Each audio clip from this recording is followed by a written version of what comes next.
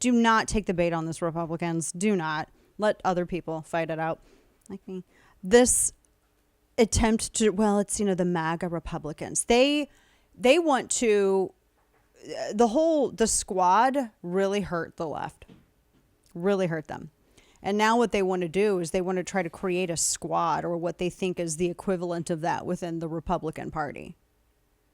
And it's not, I don't think that's not going to work. MAGA is, the MAGA just stands for Make America Great Again. Why is that so controversial to them? Corinne Jean-Pierre says, it's a threat to democracy. Well, we have a democratic process in a republic, so it's half correct. But what threat specifically? None of these people can ever articulate anything specific. They just say these vagaries. Well, it's just, it's a bunch of vagary about threats and democracy and all that, but they don't ever actually articulate anything concrete. If they view their way of administration to be the only legitimate, I guess, form of government, then everything looks like a threat, doesn't it?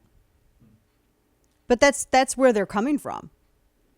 That's how they're looking at this. Oh my goodness. This is all just theater, and it's going to be theater tonight too, because he's giving a speech about the battle for the soul of the nation. And they are trying to make it out like Trump is so dangerous, and they want so badly for Republicans to only work and operate and respond off of Trump. And you can't. They don't want to talk about their issues. Do not give them a pass by making this about personality over policy. Do not give these people a pass. This is kind of worse than Basket of Deplorables. It really is. Audio soundbite 4. When she talks about it, what extremism is she talking about here? Listen to this. On the speech tomorrow, President Biden said in his victory speech in November 2020 that he sought this office to restore the soul of the nation. So where does the White House believe the country is in that restoration process? Look, he has said this before, that it's going to take some work. You've heard him say that. You've heard us say that. But what he is not going to do is shy away, again, from calling out extremism that he is seeing, these MAGA Republicans. He is not going to shy away from that. Is there more work to do? Absolutely. What extremism? Like, for real, what? What extremism? What? They keep saying this. I don't know what they're talking about. What extremism? Any ideas? His whole speech is going to be about this tonight. How much you want to bet it's all going to be a bunch of vagary. Extremism? I mean, have you tried talking to Steve Scalise or Rand Paul or crisis pregnancy centers or some of the churches out there? Anybody that wore a red hat?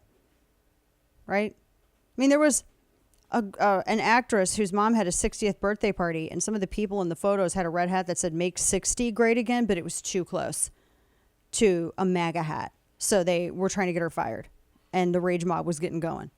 You tell me about extreme again? I mean, you're pushing for mutilation, experimental mutilation, and lying to everybody and acting like it's a form of healthcare. What is it about extreme again? What? Just wondering. It's going to be this is a weird address that he's giving in prime time. It's a campaign speech. This is not what you're supposed to be using, primetime addresses for. If you want to have a discussion about fascism, I think having a primetime speech and forcing networks to carry it, and you're talking about your campaign tactics essentially, and not actual policy or anything that is specific government constituent relations, that's a little fascist to me. That sounds a little extreme, right? You want to have a discussion about extreme? It's divisive, man. This is so ridiculous. When you use this kind of language and it's a threat that these people pose. I'm not going to get into any specifics because then I would have to actually betray my claim, but it is a threat, etc., etc. You can't honestly be surprised that, people like that loser that went and tried to kill a bunch of congressional members on a ball field. I mean, he was freaking out about healthcare, had a whole hit list and a manifesto and everything. I mean, people take that seriously. If you have people convinced that the opposition is the worst thing that could ever happen ever, and they're so horrible and this is so dangerous, et cetera, then yeah, then you can look at other people as domestic terrorists if they speak out at a school board meeting, or look at them as a great threat. I just think it's irresponsible, reckless language. It's really, really reckless. And you're really seeing this party for who it is.